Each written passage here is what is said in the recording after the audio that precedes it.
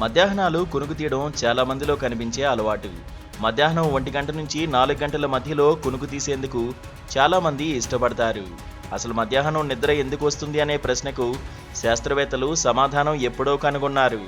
జీవ గడియారం పనితీరులో భాగంగా శరీరం మధ్యాహ్నానికల్లా కాస్తంత అలసిపోయి విశ్రాంతి కోరుకుంటుందని చెప్పారు.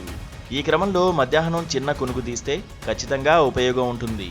అయితే ఎంతసేపు నిద్రపోయామనే దానిపై ఈ ప్రయోజనాలు ఆధారపడి ఉంటాయని నిపుణులు చెబుతున్నారు. మధ్యాహ్నం స్వల్ప సమయం పాటు నిద్రిస్తే మెదడు రీఫ్రెష్ అవుతుంది. ఉత్సాహం, అప్రమత్తత, విషయాలను అర్థం చేసుకునే సామర్థ్యం పెరుగుతాయి. గాఢ నిద్రలోకి జారిపోకుండానే మెదడు కావాల్సిన విశ్రాంతి తీసుకునేందుకు ఈ కునుకులు ఉపయోగపడతాయి. అందుకే వీటిని పవర్ నాప్స్ అని కూడా అంటారు. అయితే మధ్యాహ్నాలు గంటలు గంటలు నిద్రపోతే మాత్రం మేలు కంటే కీడే ఎక్కువని శాస్త్రవేత్తలు హెచ్చరిస్తున్నారు. నిద్రకు ముందు కంటే పరిస్థితి దిగజారుతుందని, సాయంత్రానికి శరీరం మరింత బద్ధకంగా, నిస్సత్తువుగా మారుతుందని చెబుతున్నారు. అరగంటకు మించి నిద్రపోతే స్లీప్ ఇనర్షియా అనే పరిస్థితి వస్తుంది.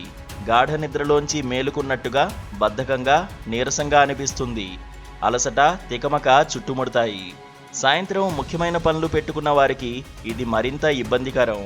మధ్యాహ్నాలు అరగంటకు మించి నిద్రపోతే మెదడు గాఢ నిద్ర స్థితిలోకి వెళ్తుందని శాస్త్రవేత్తలు గుర్తించారు. ఈ దశలో ఉండగా మేలుకుంటే ఆ తర్వాత గంటపాటు మెదడు, శరీరం ఇబ్బంది పెడతాయి.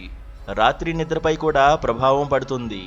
అమెరికా అంతరిక్ష పరిశోధన సంస్థ నాసా జరిపిన ఓ అధ్యయనం ప్రకారం మధ్యాహ్నం 24 నిమిషాల పాటు కునుకు తీసిన వ్యోమగాముల అప్రమత్తత ఏకంగా 54% పెరిగిందట. వారి పనితీరు కూడా 34% మేర పెరిగిందట.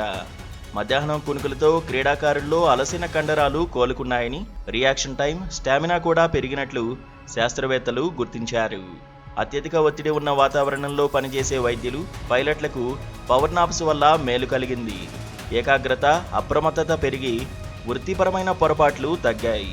ఇక పవర్ నాప్స్తో పూర్తి ప్రయోజనం పొందాలంటే మధ్యాహ్నం 2 గంటల లోపు 10 నుంచి 20 నిమిషాల పాటు కునుకు తీయాలని చెబుతున్నారు.